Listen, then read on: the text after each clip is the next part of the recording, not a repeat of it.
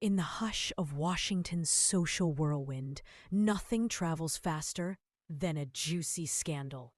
And this one? Oh, it's a masterpiece of intrigue.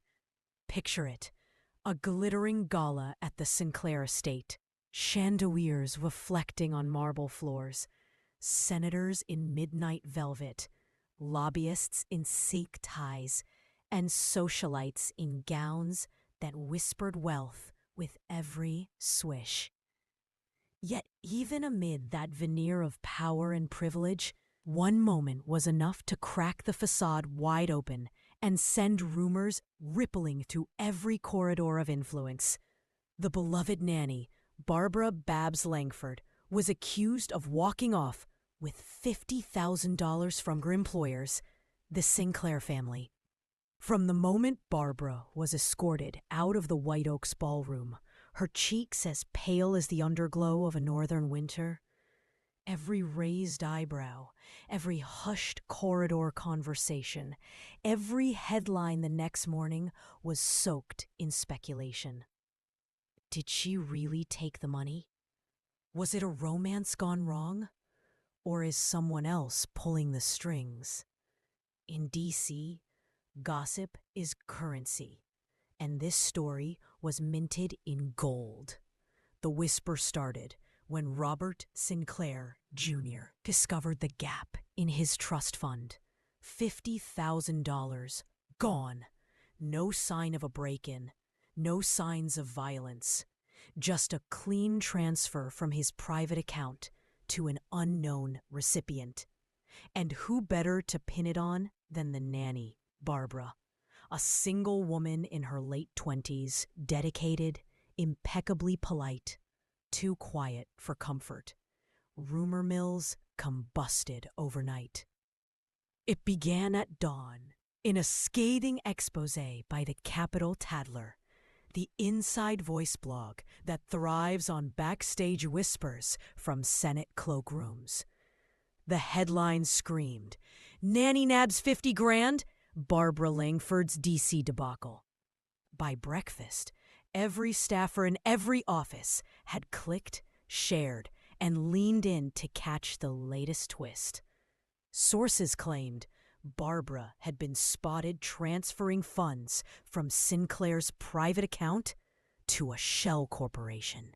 Her former roommate said she'd noticed strange late-night phone calls. The family's social secretary leaked that the head of household, Patricia Sinclair, found a series of deleted messages on Barbara's phone. Messages that vanished like shadows at sunrise. But in the city where every fact is up for negotiation, counter whispers emerged. Some insisted Barbara was framed by someone with a grudge. Others suspected blackmail. Still more suggested the story was a distraction, an explosive red herring to divert attention from something bigger in the halls of power. Meanwhile, atop the grand staircase of the Sinclair mansion, Helena Sinclair, Robert Jr.'s younger sister, moved like a queen without a kingdom. With honey blonde hair swept up in a perfect chignon and a wardrobe that cost more than most DC townhouses, Helena thrived on control. She dispatched her assistant with urgent tasks. Scrub Barbara's name from every event invite, plant a denouncement in the high society columns, and invite only knockout models to next week's gala to remind everyone that the Sinclairs define class. All the while, Helena quietly whispered to her inner circle that the real story was Barbara's alleged affair with Ethan Sinclair, her brother's best friend, and the perfect motive for an inside job. On Capitol Hill, the rumor train gained more cars. Lobbyists speculated that Barbara's theft was linked to a clandestine lobbying group, the Black Rose Coalition, allegedly funneling slush funds to sway key votes. Overnight, every aide's inbox filled with frantic, "Can you confirm?" notes. Even Senator Caldwell's office had to field calls. Was the Caldwell campaign hiding Barbara in a safe house while they smoothed things over? Caldwell himself, a rising star with eyes on the presidency, steered clear of the scandal, professionally, but whispered fear that any hint of corruption could derail his ambitions. At the heart of all this was Barbara's unwavering silence. Interviewers were stonewalled. Legal counsel advised no comment. Every refusal fueled suspicion.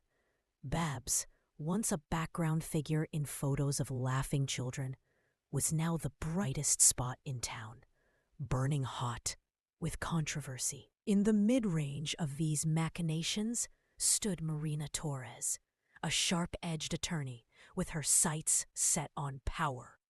Marina had carved out a reputation as the fixer who could neutralize political landmines. When the Sinclairs hired her to manage the Barbara situation, she promised swift justice, airtight legal posturing, and minimal collateral damage to the family's sterling name. As she dug into bank statements and encryption logs, Marina discovered something startling.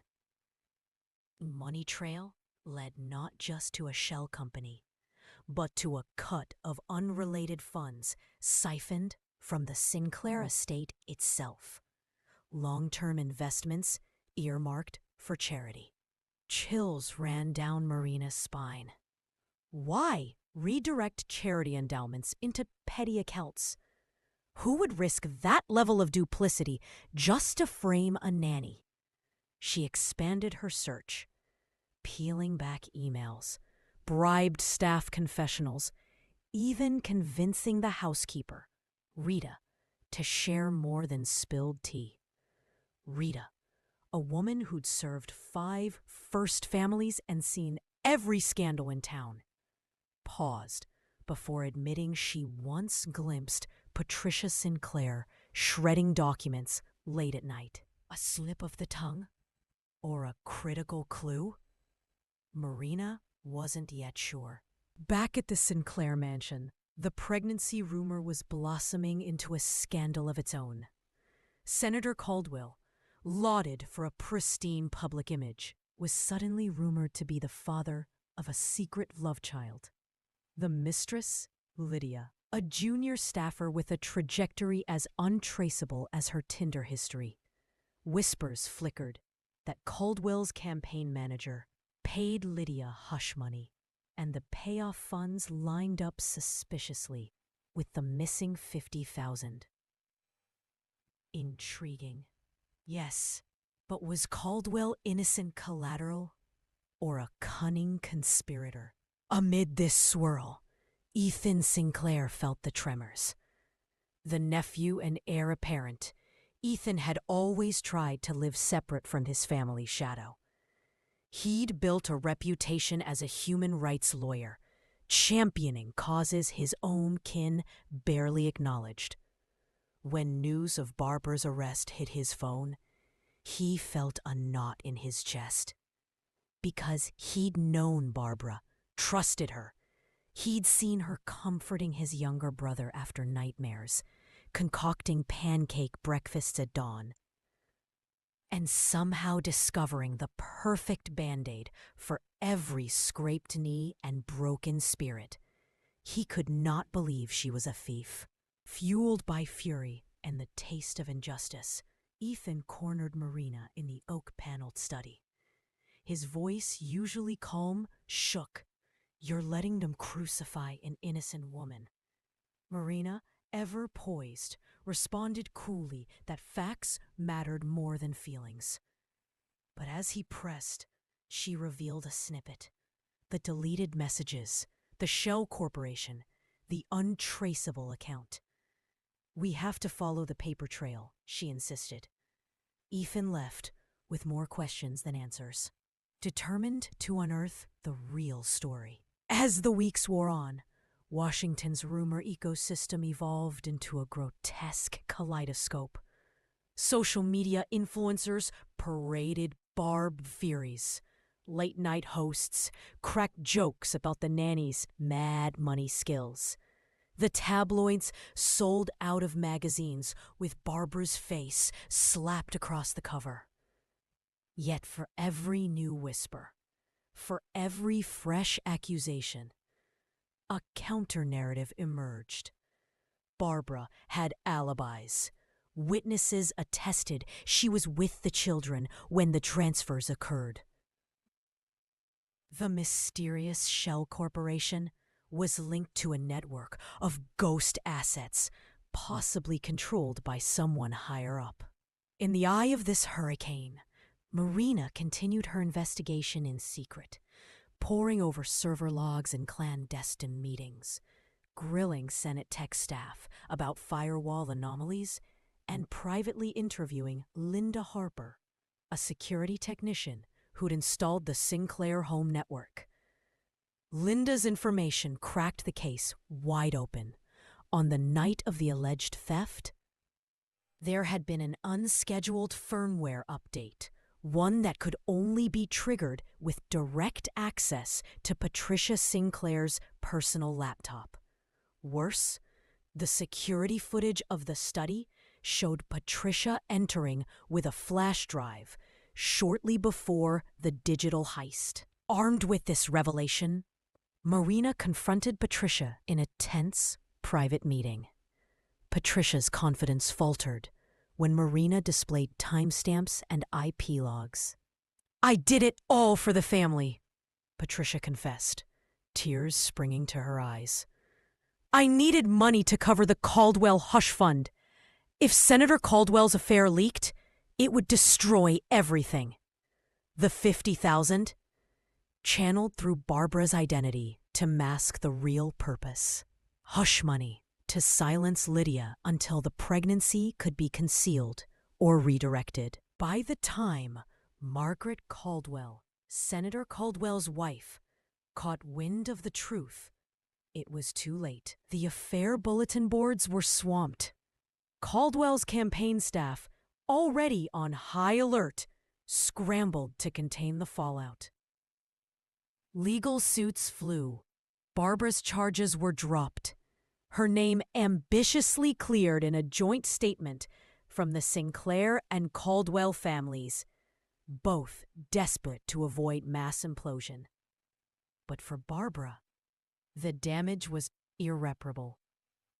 Her reputation in tatters, her trust shattered, her future uncertain. Helena Sinclair, once the puppet master of public perception, found herself dethroned from the gossip crown. Her brother Robert Jr. publicly apologized, but in private, he seethed. Helena's impatience and need for control had almost ignited a fire that would incinerate the family legacy. Ethan vanished from the glare of headlines, vowing to help Barbara rebuild her life, if she would only let him. In the final act of this Washington fable, Marina Torres toasted to her triumph with a discreet glass of champagne in a corner booth of an anonymous city bar. She had protected two of the most powerful families in the nation and unearthed a web of deceit that would keep gossip columnists busy for months.